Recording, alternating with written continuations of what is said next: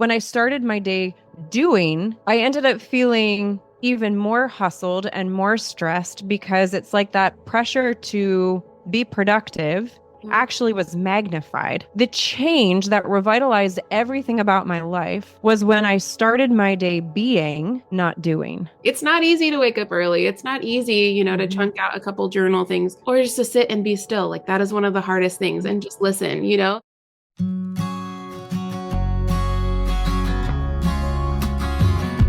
All right, today on the show, I have the beautiful Ahna Fulmer, who is the CEO of the Early Morning Habit. She's a health coach, a keynote speaker, and a podcast host.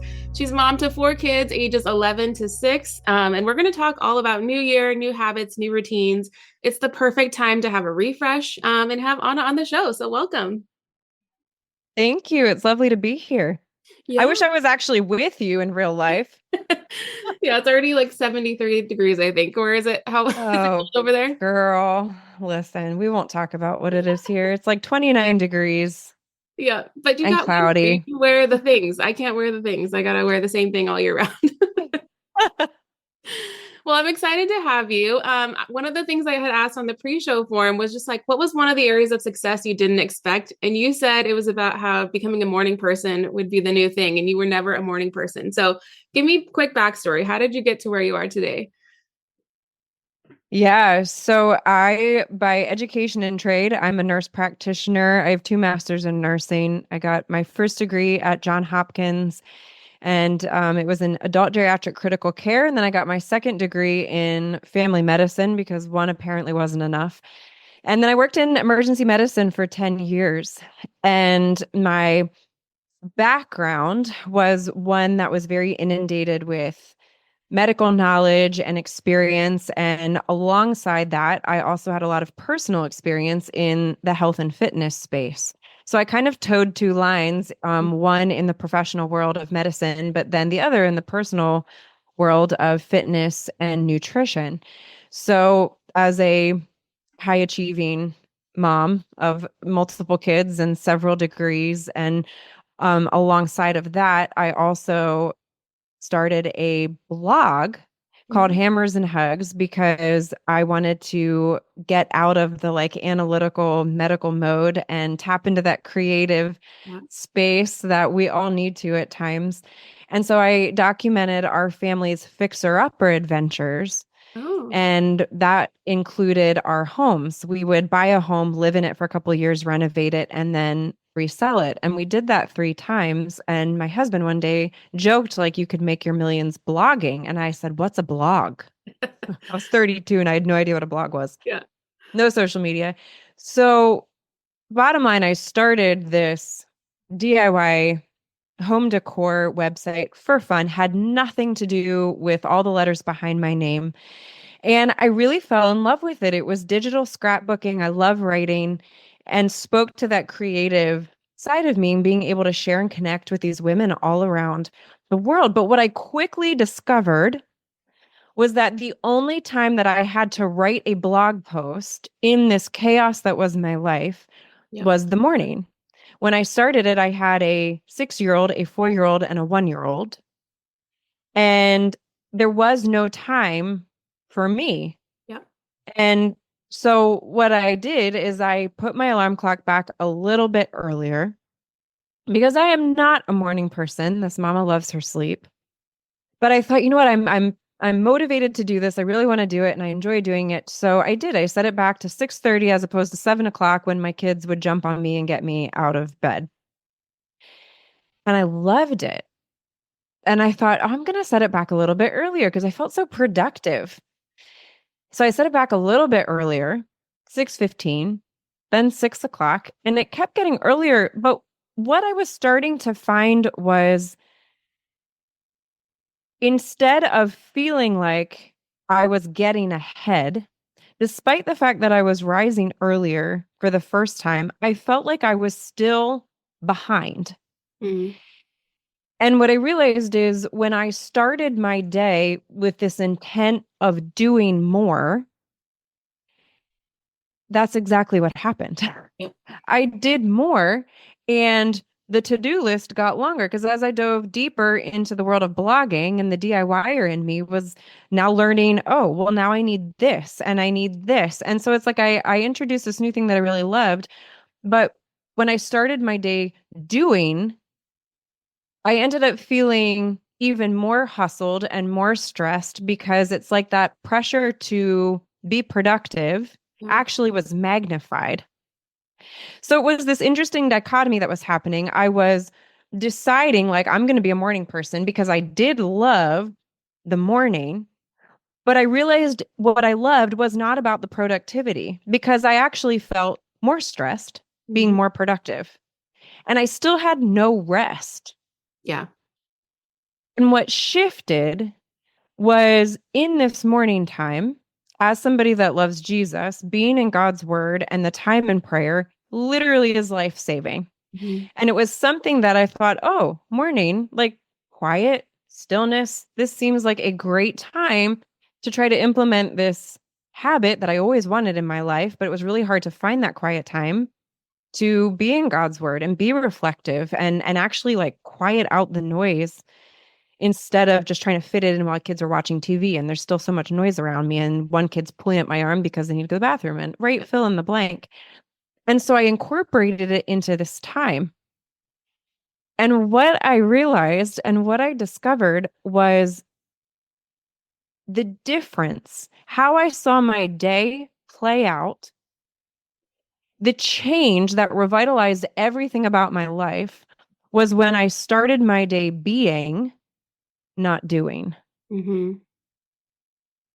And this concept of rising earlier to be still changed every single aspect of my life and made me decide, okay, not only am I going to become a morning person, I'm going to incorporate everything that I know about science and medicine and try to create what became this holistically revitalizing habit through this one self-care solution that changed all 5 areas of my health and ultimately my life. Mm-hmm. Oh, that story is so good. And it makes me think of like all the things I've been through and grown through and tried and experimented with, right? Like we read what is it? Blanket Miracle Morning, like all of that, right? Yes. But to Right. me, that's just like Right. more. That's just adding more. And your theory is like, actually, let's do less in the morning, but still making that time for ourselves and we need it as like young moms, like kids under Yeah. 5, like it's crazy time. Like as soon as they're up, they need us all the time. Like we don't get Yeah. breaks. And so you have to make that space for yourself and have that margin. But I think so often we prioritize sleep over ourselves.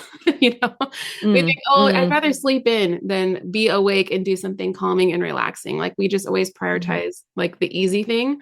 It's not easy to wake up early. It's not easy, to mhm. chunk out a couple journal things or just to sit and be still. Like that is one of the hardest things and just listen. And then on Amen. the flip Yeah. side, we find ourselves complaining, oh, I don't hear from God, or I'm not getting anything from Yeah. this, or whatever. It's like, well, we Yeah. got to kind of look in the mirror for a second, but that's such a good story. Hey, ladies, real quick, if you are looking for a mentor, I just wanted to remind you that I offer mentorship to entrepreneurs. So if you're someone who has a never ending to do list and you're spiraling out of control and feel like your business doesn't have a track plan, I want to work with you every single week for a month at a time. It's super simple, but I come from over 10 years of experience doing this myself, and now I'm willing to give that information back to people. So I've mentored real estate agents, I've mentored wedding photographers, I've mentored other business owners, and they've come from a place of overwhelm mostly. And they really just needed clarity and a couple of action steps to move the needle. And we've seen gigantic leaps and bounds in their business. Like I can't even tell you. So if you're interested and you want to know what that looks like, I want you to go to marinatolentino.com. And there's a Calendly link there to do a 15-minute discovery call with me just to see if we're a good vibe check, to make sure we're on the same page. And I would love to work with you one-on-one to really boost your business to the next level. So let's dive back in. Totally relate. And I know our audience does too, with the feeling of not being enough and not doing enough. And Yeah. even when we're doing it all, it still isn't enough. Like, what is the ceiling? How do you help someone define Yeah. that? How do we define a ceiling? Ooh, how do you define the ceiling of enough is what I heard you ask. Yes. Such a good question. One of the things that was very eye-opening to me in this stillness when I made this shift to, no, I'm going to actually rise to be still as Mm-hmm. opposed to do more. You mentioned how hard that is. And that begs the question, why? Why Yeah. is it so hard for us as women to be still? We haven't even defined what being still actually looks like. What does that mean? We haven't touched that yet. But generally, we understand the idea of stillness to be quiet, Yeah. sitting, and allowing our hearts and our minds to be present. That is what is so hard. And why is that so difficult? And I think you almost have to do like the reverse work is looking at number one, what is it that is a result of us not feeling like we're enough? What is the pressure that we feel? And it basically comes down to busyness, right? Like that's what's overwhelming for us is the busyness, the calendar chaos. Yeah. And so it's like you peel that back a little bit and it's why am I so busy? Well, I'm so busy because look at my life. I'm a perfect example. I got all these masters in nursing. And then I decided that I wanted to do a blog. And that's not to mention all the things that my kids are involved in. And I write fill in the blank. It's like, okay, so I'm doing all these things. Why do I feel the pressure to not only do all these things, but to do them all really, really well? Well, okay, then let's pull that back. Why do I feel that pressure? Okay. Well, maybe it's because, and everyone's story is different, but maybe it's because I didn't get the affirmation that I was good at the things that I did as a kid. Maybe I had parents who were rock stars and did everything so well that I never felt like I could measure up as a kid. Mm-hmm. Maybe I am married to someone who is ahead of me in the things that I want to be doing well at, and I feel like I need to hustle to catch up to feel relevant in my own home, whether that's self-perceived or put on me. That's just in our home or the home that we grew up in. But now let's take a wider step back and look at all the influences that we are allowing into our home that Mm-hmm. are outside of it. And I would actually argue that this is as influential because not only is it impacting us, but it also impacted our parents. Yeah. It also impacted their parents. Like the societal influence hits us in a generational impact, which then shapes us and the people coming after us. Mm-hmm. But it's one that is harder in some ways to pinpoint and is actually not talked about as much in therapy as the relationship you might have had with your parents because it's so large Yeah. and it's so big and we don't know how to touch it. Mm-hmm. But I'm peeling back these layers to answer this question, like, what is the ceiling of enough? And I think we have to first define what is enough? What does that mean? And then where in our life are we still not accepting enough? Yeah. And of course, why is something that we talk about in my program, Early Morning Habit, and at the heart of it for women specifically, very specifically, I think that not only do we feel the pressure to do it all and do it well, but we feel the pressure to do it looking and perfectly beautiful. Oh, yeah. Not just on the outside, but like our homes, our kids. What is the message that we're constantly getting, whether we acknowledge it or not? It's like we're being fed images now with social media. It's even 10 times worse. Mm-hmm. You know, we have filters to literally make us look flawless when in real life I have way more wrinkles, right? Mm-hmm. Like I've got wrinkles, absolutely. You know, my kids are not always smiling. My husband and I are not always doing well. Yeah. But these are that my house is rarely as beautiful as it looks in a quick snapshot. But these are the images that we're fed. And even if you have the most authentic influencer in the world saying, like, just so you know, this is not always what my house looks like, we still choose to feed ourselves with those images Yeah. constantly. And the pressure of a multi-billion-dollar marketing industry, especially for beauty, we keep propagating that need because they're feeding our insecurities. And then we keep feeding them back our money to keep feeding our insecurities. Mm-hmm. So at the end of the day, we're being hit from all sides, from how we were raised, from society, from Instagram, from within our homes, outside of our homes, and even in the church, because that still influences everything and our perception of God. Mm-hmm.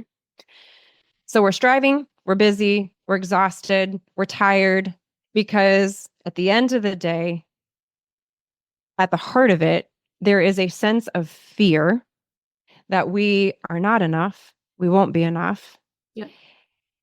and that we're not going to do it just right, even just right for the Lord. Mm-hmm. And so, what is the ceiling of enough? I'll say it like this, that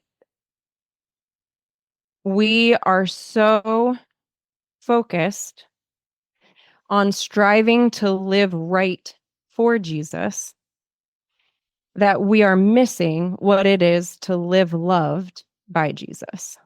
Mm-hmm. That's good. And that is when we feel that we are enough. Mm-hmm. When we reverse that and rise to be still and know that He is God and allow that experiential knowledge, not just the head knowledge of it, but the experience of His love, Yeah. to become the reason that we rise, the reason that we live and we pursue what we do is to live loved. That's when we are finally going to feel like we are enough because He is enough. Yeah. And ultimately, it's a priority shift. It's not about me, Mm. do, more. It's like he's first, right? And then Yeah. ultimately, when you start to stack it the right way, everything else just trickles into place, but it's having Yeah. that priority first. And so I want to hear you like, how do you explain calendar chaos with health? Because I think we are addicted to the chaos. We all know this. Yeah. There's actually a book I love by Jefferson Bethke called To Hell with the Hustle. Have you read it? No. Oh my Love the God. title It's though. life-changing. I read it during the pandemic and it Yeah. was perfectly timed. But he goes through all the statistics of like just industrialization and how it's changed and just how busy our modern Hmm. American lives are now. Yeah. Super recommend that. But talk to me about how the calendar affects our health and well-being, like mentally, physically. What does that do to us? 'Cause Mm. I think we're over here trying to do gym, right? We're trying to eat healthy and it's still Yes. nothing is really working. Hormones are changing. Again, nothing is Yeah. enough. How does Yeah. it really impact us? There's a time management expert. His name's Tony Crabb, and he he called this stress. He defined it the stress of an infinite world. And the way that he termed this is that, especially now with access to everyone's lives through social media, especially, we're being presented with the dichotomy of two possibilities: work and leisure. And to play this out, what it looks like is we see multi-million dollar success stories Mm-hmm. lounging on a beach with their 4 kids and spouse, Yep. all smiling and looking happy and relaxed. There is not, that's not meant to demean that person's success or their leisure, but his point is that we now are constantly being fed these best case snapshots where it's like we get the success story of all the hustle and the hard work while also somehow getting the leisure and the relaxation and the play. Yeah. So there's this constant tension that we're holding. It's like we want both, but in our pursuit of living, we almost miss living Yeah. entirely because we're so busy pursuing both. And I think in my own life, I mean, I have seen this is it still plays into that concept of living to do right, Mm-hmm. whatever that is perceived in our minds. It's maybe like trying to get the job promotion. It's trying to start your own business. It's trying to become the success story, whatever success means to you or how you were raised to believe Yeah. success looks like. It's the family. It's we often talk about success as in like money, but for some of us as moms, some of that hustle is making sure our kids are Oh, doing great. mm-hmm. Our kids are great, right? Like they don't need therapy. They don't need the school counselor. They don't Mm-hmm. need, right? It's like we want to make sure our kids are fine, that they're not being traumatized. Mom, I'm here to tell you, you traumatized your kids. Get over it.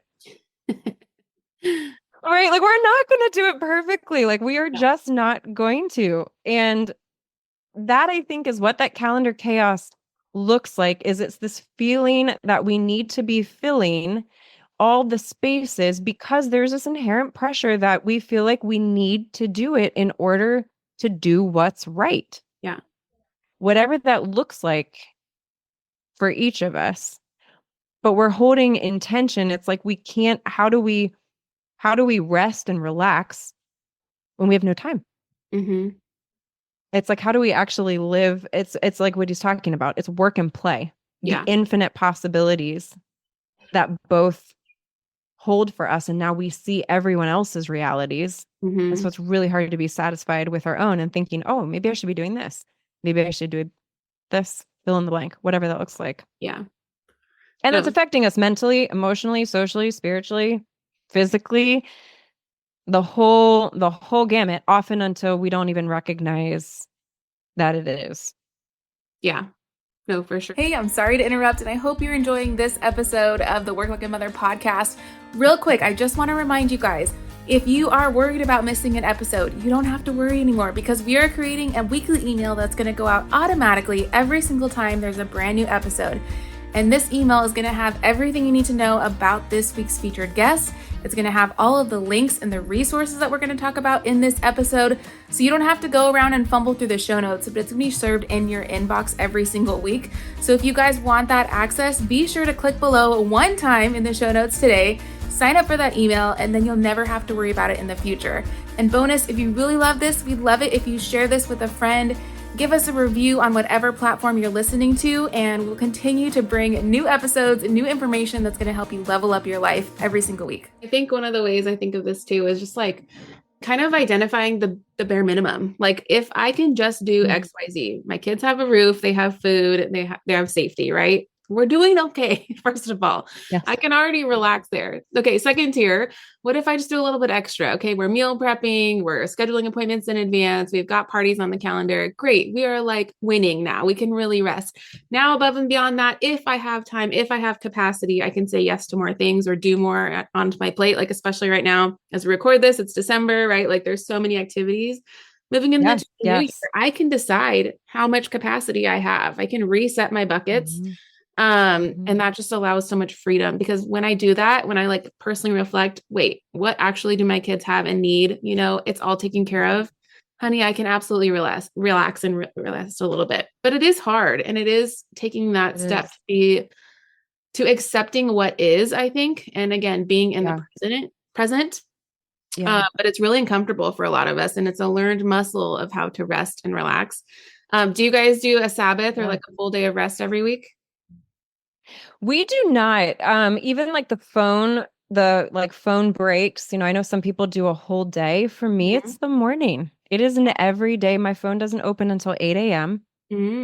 I have it locked down until 8 a.m. And, you know, what I wanted to also speak into this, what you just said was so good, paring it down to less as much as we can. The reality is, even for a lot of us as women, paring it down to less is still insanely busy. Oh, yeah. And so it's almost like, it's like we have to own the fact that we're busy. We live in a culture of busy. That's our reality. No matter how much I pare it back, I'm going to be busy. Yeah. 4 kids involved. Husband and I work full time. Like, we're going to be busy. Yeah. So what does it look like then to create that intentional rest in the busyness? Because we were designed to be still. And that's for me, like what I hear from our community at Early Morning Habit more than anything is that the starting the day being with the practices that we have created and the strategies in place, so it is not as difficult to be still and you know what to do in that time to maximize it. The to-do list doesn't change. Yeah. But the perspective of it does. And you touched on it. It's the idea of taking that step back and looking at the big picture and saying, oh, we're actually okay. Yeah. Like, I feel so anxious right now. I do. But when I take the moment to change the perspective and I step back, ooh, okay, deep breath. Like, we are okay. I am okay. But that doesn't mean ignoring the difficulties. And that's where my proprietary practice of emotionally intelligent gratitude comes in. It is a neuroscientific approach to actually, in a systematic way, use gratitude while unlocking emotional intelligence to actually be able to rewire our brains throughout the rest of the day to do what you just said. Yeah. It's that deep breath of, oh, okay, I'm okay. Doing great. Pat on the back. Yeah, we'll be okay. But that takes, just like exercise takes time to build a muscle, that takes a lot of practice because our brains, most of us are wired for anxiety. Fear was what anxiety is rooted in, is fear. And so how do we actually rewire those neuronal pathways? Some of them have been started when we were kids, depending on how we were raised. That anxiety has been there since you were first even connecting those pathways. And so it takes a long time to rewire those so that when something comes up during the day, you have spent enough practice every morning learning to rewire the patterns of how you think, which then create the emotion, which then creates the behavior, to actually like create that new foundation so that during the day when that thing comes up that disrupts your plans or you didn't see it coming or your kid's melting, the baseline changes, which then creates that behavioral change because you have started here and rewiring how you think. So that's what you said was perfect. Well, I want to hear, what does your morning routine look like today? And like actually break me down step by step a little bit. And just again, you're going to get to that point where you wake up and you're like relaxed in the morning and you're proactive instead of being reactive when your kids are waking you up. So I'm a true believer in this too, getting up before my kids, even if it's just 15 minutes. It's an ability for me to like have the coffee going. And then when they get up, I'm like happy to see them instead of like begrudged to see them. It's a total perspective. Like, go back to bed, child. Yeah. So walk me through. Alarm goes off. What time are you getting up? What are you doing? Yeah. So here is the very counterintuitive key. Your morning routine actually starts at dinner the night before. Mm-hmm. So the first thing we talk about in my program is this very concept, because you mentioned it. A lot of us prioritize sleep, but the problem is we're prioritizing the wrong elements of sleep. So one of the first things that we talk about when we talk about morning routine at Early Morning Habit is how to rehab your sleep the night before, which actually starts at dinner time. Specifically, we're prioritizing high protein dinners, lean protein specifically. We talk about the science behind that. Stopping eating after 8 o'clock. There's a lot of reasons to stop it that actually help promote better sleep. So we stop eating at 8 o'clock. Okay. And then we have a whole system that I've created called the Sensory Sleep Rehab System. And it is a nightly checklist. And in the program, we dive into the science behind it and specifically how to implement it in your home, also for your children, to truly help restore sleep. It's week 2 of our 6-week program, and it is one of the crowd favorites because the effects are so fast for so many of our women. Sleeping better for the first time. So obviously, if you're not sleeping well, you're not rising well, you're not living well. So before we can even talk about pushing an alarm clock back, we have to start the night before to actually rehab sleep so that when you get up, you don't feel like you want to punch somebody. Yep. That might take a little while. It took me about 2 years, which is why I created the program. It'll take you a lot less time. So we work on sleeping better first. For me specifically, I get up at 5:30. To be very clear, in my program, we talk about how it is less about the time on the alarm clock and more about how you start your day. For many of us as busy moms, that does mean getting up early because we don't want to wake up with our kids. Yeah. But if you don't have kids at home, or if your kids wake up later, just to be clear, you don't have to get up at 5:30. This can be done at 8 o'clock. This can be done at even 9 o'clock, depending on what your schedule is. But the idea is you want to get up when there is stillness, whatever that looks like. You want to start your day in stillness, whatever time that requires. So for me, it's 5:30 and coffee first. This is also a little hack that is life-changing. It is absolutely worth investing in an automated coffee grinder. Ooh, yes. I cannot believe how many people still don't have this. It doesn't even have to be fresh ground beans, people, if you don't like really, I'm a coffee snob. But whatever it is, your hot beverage of choice, automate it so that it is ready for you when you wake up in the morning. I'm a little bit of a statistics research nerd. Thank you, John Hopkins. But basically, I saw a direct correlation. If my coffee was not ready for me, I went back to bed. It was that simple. Yeah. Because when you're creating that habit and you're not naturally a morning person, the thought of having to make coffee before the sun is even risen is like, what? Stop it. I'm going back to Yeah. bed. Yeah. Yeah. I gotta wait 10 Like minutes. you Yeah. need, yeah, like what? I forget. I'm already on the sofa, asleep under the blanket. Like it happened Yeah. consistently. So I realized, okay, nope, I need to automate. No decision making in the morning. This is one of the takeaways. We're already decision fatigued. Yeah. You need to make those early morning moments so automated that the consciousness is optional. It Mm-hmm. needs to be automated. Step number one, a successful early morning routine. Stop trying to make decisions. It's not the time. So, automating your hot beverage of choice maker is what I recommend. You can do that with hot water too, Mm-hmm. if you're a tea person. So, coffee is brewed ready for me. I sit down and I practice emotionally intelligent gratitude through God's word and prayer. Um, and, there's a whole approach to that. But basically, the short version of it, I'm spending time in God's word Mm-hmm. and I'm talking to Jesus about all the things, Yeah. praising him, crying with him, getting it all out, ending with praise and gratitude. But we How hit long the is hard that stuff. section? Like 30 minutes, 15 minutes? How long are you doing that? So for me specifically, it looks about 20 to 30 minutes. Okay. So I'm up at 5:30, coffee, time with God, and then I start my workout at 6:15. Okay. So that's about 30 minutes. Um, and then 6:15, my programmed alarm goes off on my phone. My workout space is in my office. I'm looking at it. So my alarm is up here. My phone's locked, but my alarm can still go off. So it makes a really Mm. loud noise. So I have to get my butt up from the family room downstairs up to my office to turn it off so I don't wake up my kids. And Ah. that's also a hack that I used. Mm-hmm. And then I do a workout, 30 minutes or less, one of the early morning habit workouts That's on doable. our app. And yeah, a lot of our workouts are actually 20 minutes. And there's a lot of reasons for that.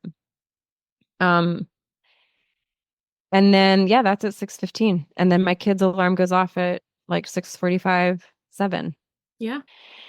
Yeah. So to be clear, the program, that's my specific one. Mine's an hour and a half. The Mhm. program, you start out only putting your alarm back 30 minutes earlier. And you do 15 minutes of quiet, 15 minutes in God's word. Yeah. I'm sorry, 15 minutes of quiet, 15 minutes of a workout. The end goal in early morning habit is an hour. It's like the power hour, Yeah. stillness, strength. Mm-hmm. God's word, workout. Like those are basically the two things that we're prioritizing. So again, it's less about how early you get up, it's how you're starting your day. And the workout piece is we want to get it done. Fitness freedom feels Yeah. so good. Yeah. It's life-changing. You just get it done. Yeah. Which is not easy. I didn't even want to make coffee at 5:30 in the morning, ladies. Working out before the sun is up is also like, forget it. Who are you? But it is possible. I'm living proof, as is our community.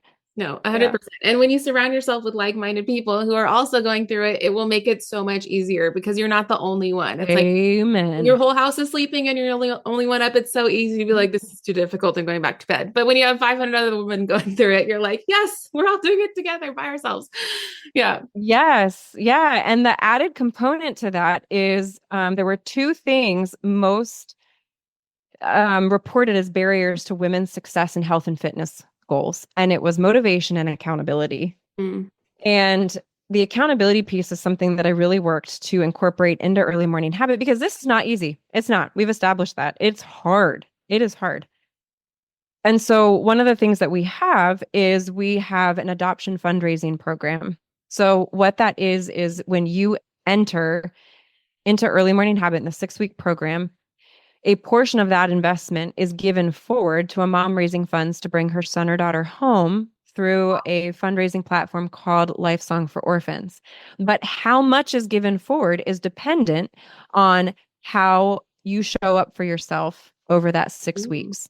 So you track the mornings that you got your Mm-hmm. workout done, and it just has to be done in the morning. That's an honor call. Yeah. And that you started your day in stillness. Wow. So you track those two things. So where we reward progress, not perfection. So a portion of it goes forward no matter what. But in order to get the full reward, you have to do at least 80% of the 5 days a week. So smart. And it helps. I have women that are like, I was not going to do it today. And then I thought about Joanna Rich and the little girl she's bringing home from Taiwan, and the thought that like this could make all the difference in how much I get forward. And I got my butt up and I did it. It makes a difference because women, we are so generous and we want to serve people. And so we're trying to reverse that idea of like, our strength is our weakness. We're serving everyone else and we're exhausted. So how do we keep that a strength instead of a weakness? And that's how we're doing it. That's a great idea. That's so good. Well, what do you want someone to do who listened to the show today? They're curious now. They're like, yes, I need this in my life. New year, new me. I'm going to do this. What should they do after this call? Well, you have two options. Depends on how ready you are to come hang out with me at Early Morning Habit. But one, there is a free masterclass that I offer. It's 60 minutes and it's called Rise Renewed. And what we're doing is we are offering you free training. There is so much value in it just in this 60 minutes to give you 3 of the most powerful sleep tips that I teach in the sensory sleep rehab system, how to sleep better. We talk about the motivation piece. How do we overcome motivation? Because again, if you're not a morning person, it's really, really hard. So how do you actually create a fail-proof solution to overcome the lack of motivation that you will absolutely feel at some point? We talk about that. And then we dive into emotionally intelligent gratitude and how to actually be still. What does that look like? So that's for those of you like, I just want to check it out, see what she's like, what's her vibe, what's this program teaching. And I'm happy to give you the link to that free masterclass.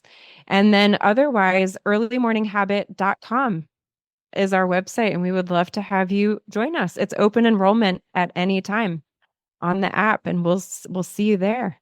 That's so good. Yay. I'm excited. So we'll have all of that in the show notes below so people can click through.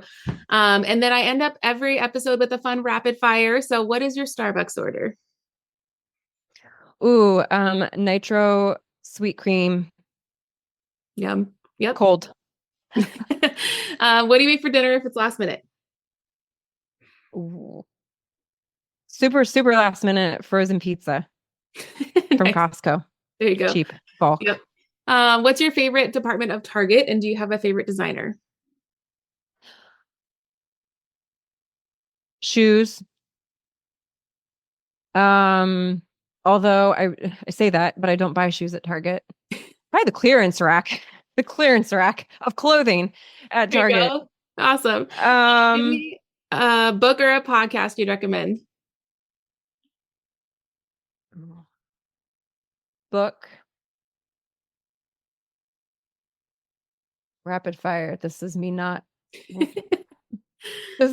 firing rapidly. Can you think of a book that was like change the game for your mindset? Yeah, I was just trying to think of a mindset one. Yeah, actually this is also a lot in line with what I teach, but he said it in a very different way. Anatomy of the Soul.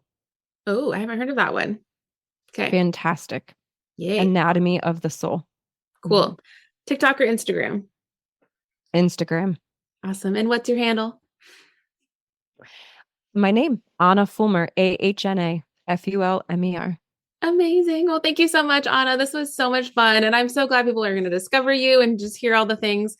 Because I know we are always about New Year's resolutions and they kind of die out by 2 weeks, but this is about really making changes that are permanent. Like we can't go through motherhood tired and overwhelmed. Like it's going to be a miserable ride. We got to be in the present. And so this is one of those pieces we have to have in the puzzle, to really just be us and be the best version of us. So thank you so much. Yeah. Thanks, Marina. It was an honor. Yeah, we'll be in touch. Thank you.